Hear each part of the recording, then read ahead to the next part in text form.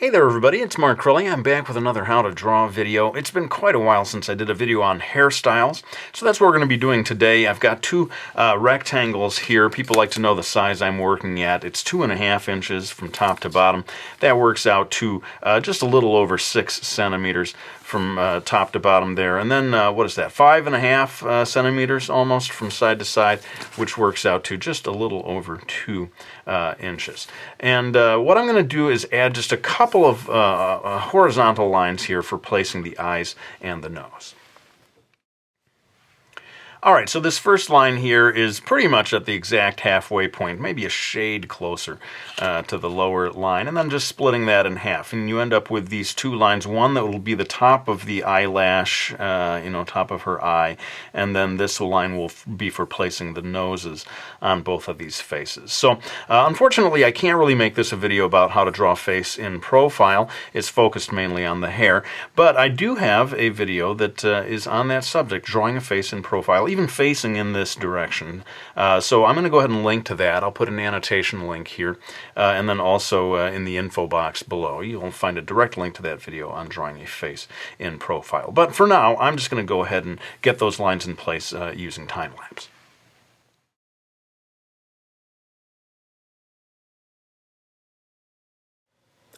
Alright, well, sorry I had to do all of that in time-lapse, but the trade-off is that this is going to allow me to hopefully do the entire hairstyle real-time. And what I'm going to begin by doing is delineating the upper edge of her forehead, the hairline at the forehead.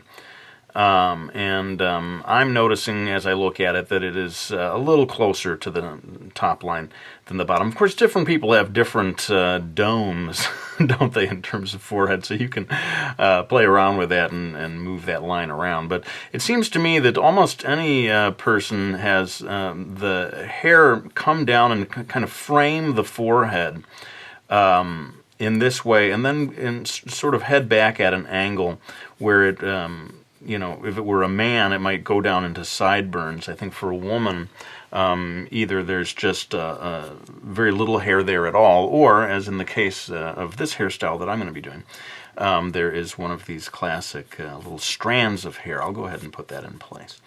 Sort of snaking its way down, like a sort of loose strand of hair, although in this case I would suspect it's deliberately left loose, having got that in place, I think it is time for me to, I'm going to put in a couple of lines here for braids. And I should say that the sort of theme of this video is, I believe both of these hairstyles would fit into what we call an updo. Is that right, hairstylists? You can correct me if I'm wrong. The type of hairstyle in which the hair is pulled up off the neck and sort of held in place either on top of the head or in the back of the head. And in this case, there's going to be a sort of a braid structure. And I'm not just, making this up. I looked at images, photographs on the internet of different hairstyles, and saw one that I thought was quite an interesting hairstyle in the way that it combines braids with this sort of updo idea that I wanted to cover for this video. So, not to repeat myself about having other videos, but I do have another video that covers how to draw braids, and so I'm going to link to that as well. That'll maybe be the second link in the info box. Or else you can have your annotation links switched on, and I'll put in an annotation link to that video about the braids that you can just click, and it'll open in a new window, and you could you can pause this one, come back to it, whatever. But basically, it comes down to my approach is to get these sort of heart-like shapes or check mark-like shapes in place first. And then, once I've done that, I can sort of separate. Well, here, let's separate down this way. Separate these into the different components. And so there you have a little braid put in place. But what was really interesting to me, and I'm going to erase a little of that initial guideline there, was that this hairstyle I saw, and I hope it's not like a radically unusual hairstyle, but it actually seemed to be pulling the bits of hair up across the side of the scalp and attaching them into the braid. So let me know, folks, if this is a radical, unusual hairstyle, or if it is, in fact, something that's quite common. But I thought it was interesting that you had the braid, and then you had these separate little, much more, loose flowing parts of hair that were pulled up and seemed to be kind of attached into that braid somehow. Or in any case, it certainly looked like it was being held in place up there beneath the braid. So just sort of getting these lines in here, and then these are not the final lines, it's sort of rough looking, and later on I'm going to pull out my trusty black Prismacolor to do final lines, but for now I can just sort of hang loose and allow the lines to be a little bit rough. And then over here I'm going to have this hair come up a little bit above the line of her scalp. And it is, this hairstyle is really pulling quite tight to her head. But even so, you're not going to have the hair completely at the line of the scalp. And I guess over here I'm going to suggest just one last little part of that braid as it curves around to the other side of her head. And yeah, let's go ahead and continue. You can sort of see I'm mapping out the flow. It's almost like the flow of water or something, this hair. I did that last week, didn't I? Talking about a river flowing down the chest. I must associate water and hair or something. But anyway, I hope you can see that I'm separating these into sort of separate sections, subsections, subdivisions.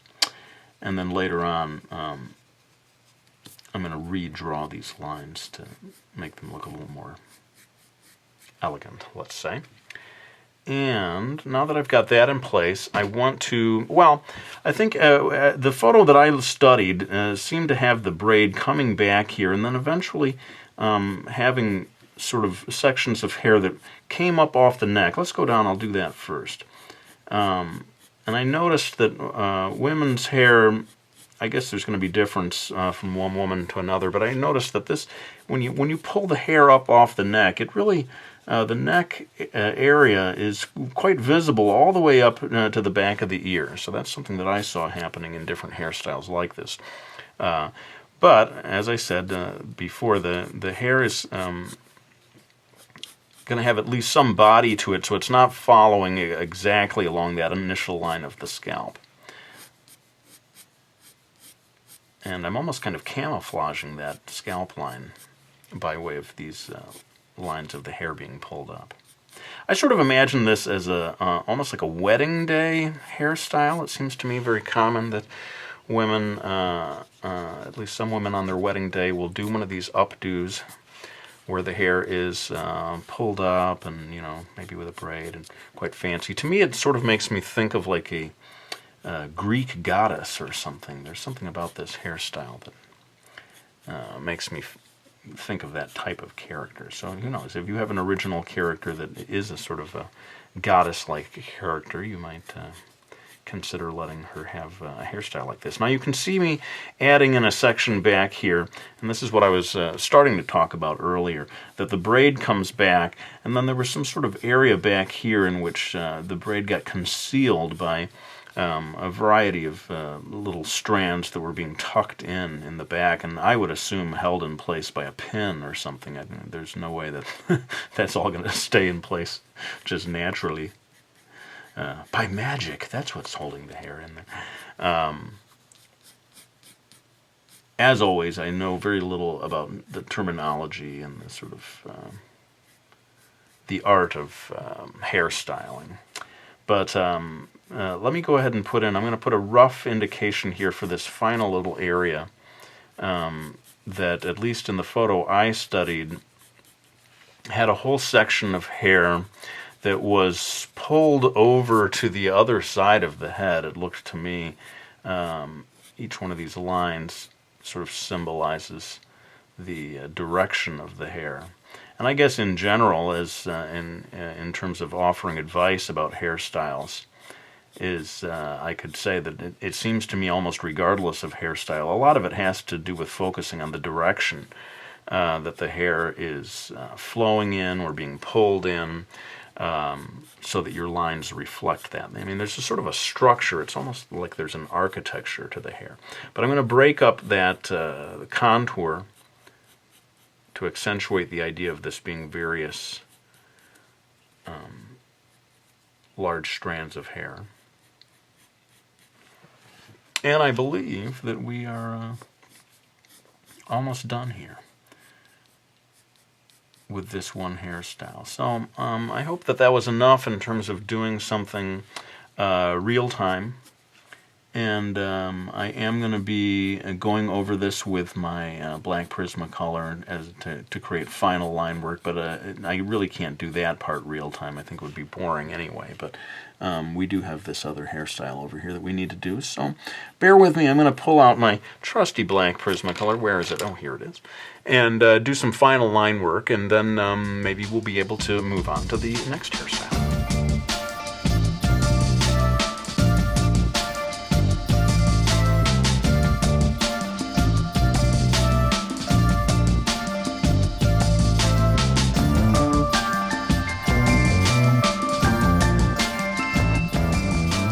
Alright, well, you can see I erased away some of the guidelines, and I probably will do more work in terms of using the black Prismacolor later on, because I do want to add a limited color scheme to both of these hairstyles. But for now, I wanted to point out that, you know, when I go over these lines with the black Prismacolor, I am sort of choosing to put most of the lines, or the darkest parts, in the lower areas. It's kind of like I'm preparing for a shading effect.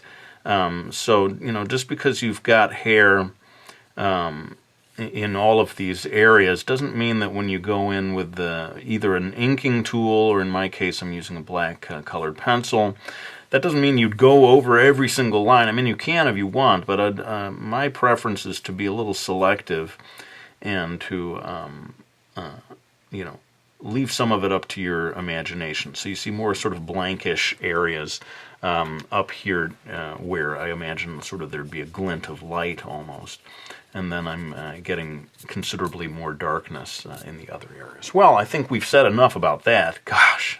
So long-winded, but let's move on now to this other face in profile. And just as I did before, I'm going to get the basic guidelines in time-lapse, but then we'll come back and hopefully be able to do the whole hairstyle in real time.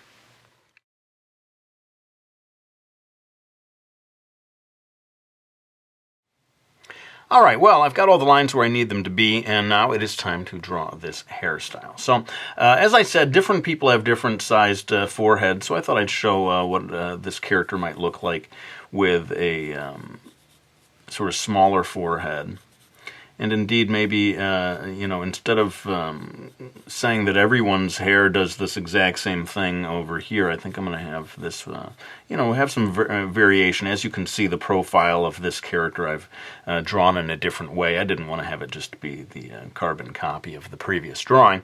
But anyway, getting this in place, I'm going to do a somewhat different hairstyle, this time showing what the hair would look like if it were a little more wavy, because this looks pretty much like straight hair. And so I'm going to begin by dividing this into a sort of gently waving subsection that comes a little bit across the forehead and then heads up in this direction. And all of it is going to be pulled back into a kind of a bun in the back of the head. In fact, here's what I'll do. I'll go ahead and put a basic rough guideline for the entire hairstyle, although, you know, because it's wavy, this is really just a basic guideline, and the contour should be considerably more interesting than that. But just to get the sort of basics in place, I want to show where this, you know, the hair would be in terms of being pulled back into a bun. And I'm going to start up here, again, just getting a basic shape in place here, a kind of large oval. And since this is wavy hair, this will end up being a much more interesting shape by the time we're done. But I think that what I said earlier about when the hair is being pulled up off the neck, I think it holds true for most people, that that area of the neck goes up pretty high back behind the ear. So now that I've got that in place, maybe I can go back to what I was doing with this waving hair back here. And I'm going to begin actually by erasing the line of the scalp, which I feel like it's going to just sort of free me up to go ahead and put the various sections of hair where I want them to be. And I'm going to begin with a kind of a wavy subsection that comes across all the way to the front. And I guess it has 2 waves to it. I think a lot about drawing hairstyle is sort of getting at least one area in place and then building around that, right? So I decided that this is coming across the forehead, and then maybe that leads to another sort of gently waving subsection that comes back toward the bun. Of course, the bun in the back of her head becomes the organizing principle in a lot of ways. All of these different sections of hair need to be joined together back there. And so I guess you've got 2 things that are deciding the way you draw this. One is that you know the hair is going to come off the forehead. The lines are all going to begin here near the forehead, and then you know they have to eventually land back there near this bun. So that kind of those 2 different things are determining the way you drop in these various areas. But you can see I'm beginning by basically roping off big, wide, simple sections. One thing that I noticed in a hairstyle that was much like this, that this is based on, was that you were able to see back here, much as we saw in this one, you were able to see the hair coming up off the neck. And so that's one thing that you could get in there right from the get-go, knowing, okay, well, if this is visible, this is the way that hair works. Basically, you're trying to avoid it turning into a mess of lines. And I think that happens when you don't have a plan, when you're just sort of like, well, I'll throw some lines here and throw some lines there. I think you got to be strategizing and sort of thinking through the architecture of the hair so that every line you put down makes sense, So I'm going in again, making these sort of gently waving subsections. And this is, as I said before, is going to help to break up this contour line and make it way more interesting. And I guess having got this big section back here that heads back towards the bun, having got that in place, I can just have other waves that are behind it. I thought it might be interesting if she has a little loose bit of hair up here in the front. Maybe she deliberately left a little loose curl up there off to one side. And let's see, what will we do next? I think it's time to get into drawing this bun. Now, this is not one of these super tight kind of schoolmarm librarian type buns, but this is going to be much more of a loose kind of, it's tied together, this wavy hair, but in a very loose way. So I'm just going in and kind of creating these subsections again that apply. I keep using the word subsection. I can't think of what else to call these strands of hair. And having them all sort of loop together towards, the suggestion of something that's binding it all together in there, whether it's a hairband or some sort of clip or something that's holding it in place. But again, it's not just random. I sort of have an idea that, okay, it's all almost like on a present, the bow that you put on a present, that all of those pieces of ribbon kind of loop together and are held in place in the center. So that's my theory of drawing this bun of hair. And my apologies if my advice on all of this stuff is less than brilliant.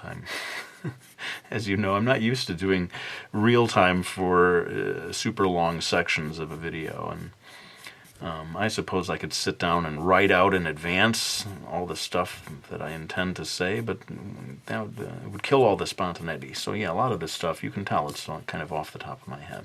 But I thought this would be more interesting if I got, as I had here, a little curl, get some loose curls back here as well, that will add to this idea of of this being, hair that's it's bound in a very loose way that is allowing some little stray curls to come out.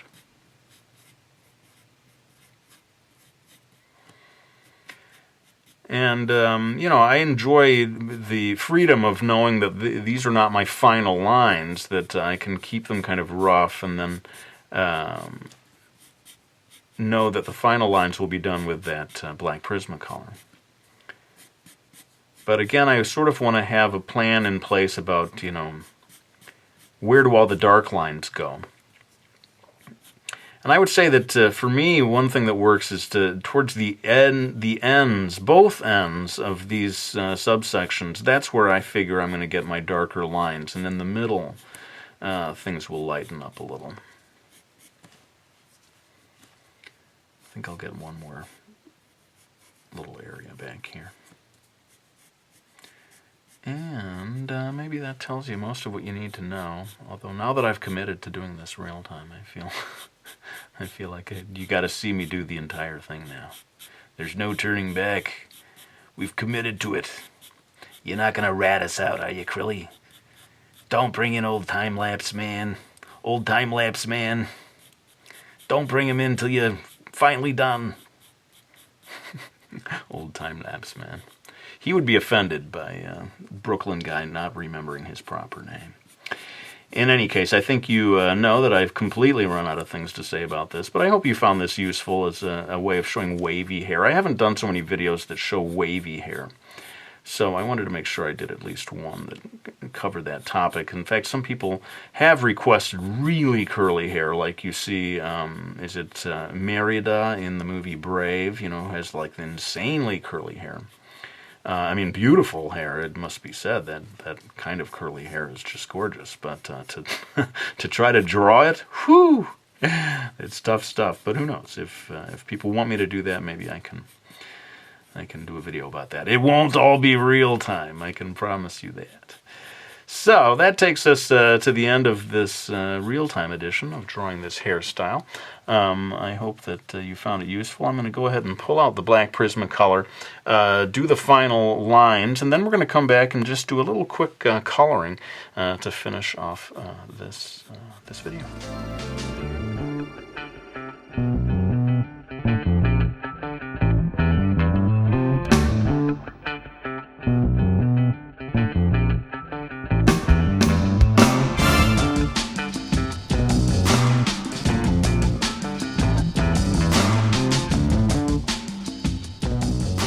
Alright, so I've got all these black Prismacolor lines where they need to be. I did want to point out that I sort of corrected things here, this area near the temple. There just wasn't quite enough hair there. It wasn't as far forward on the head as it should have been. So just a little point there. And now it is time to add color to this illustration. I'm going to do it with markers, and I'm only going to use two different markers.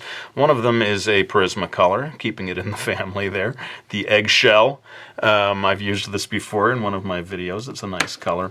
And then this one, a Touch, the Shinhan Art Touch marker. And oh my goodness, what is this? Oh, they put it on the end there. Sorry about this, folks. 104, brown gray, they call it.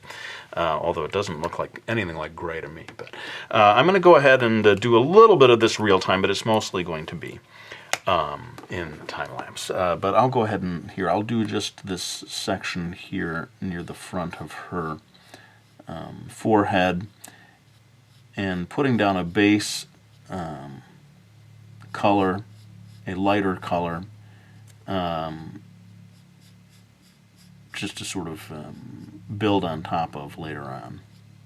And you know what, I'll just stop right here in this area and switch already right now to the darker color, which is this one, the brown gray, I guess they called it. And I just wanted to show you how my idea is to only use this for the lower areas and to let that paler yellowish color come through in the upper regions.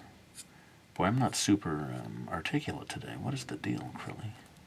You need more coffee, is what you need. Or maybe I just need more old time-lapse man. Everyone's going to be like, old time-lapse man. Where did that come from?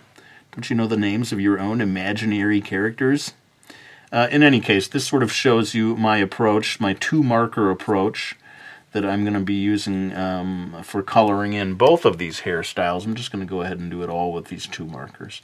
Yeah, I'll finish that off in time-lapse and then be back with a few final looks.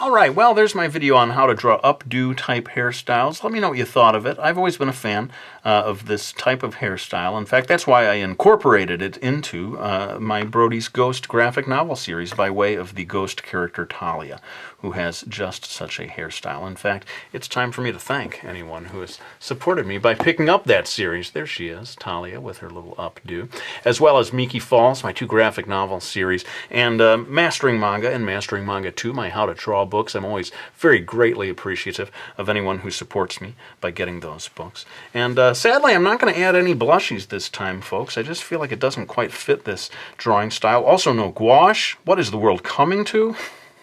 Hopefully I can bring both of those back next week. But for now, let me go ahead and lay down this pencil. I want to thank you all for watching this video. I hope you enjoyed it. And I'll be back with another one real soon.